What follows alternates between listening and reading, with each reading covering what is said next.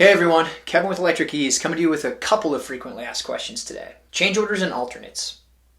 What are they? Well, change orders are a modification to an original contract. This means you've already bid the project, won the project, and likely have started the project, and now there's a change. We get to bill for those, and we love them.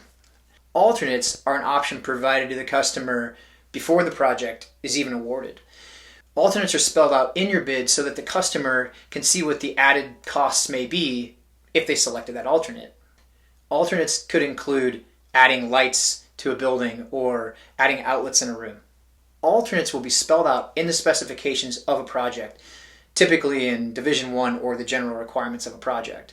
Change orders can come whenever, wherever.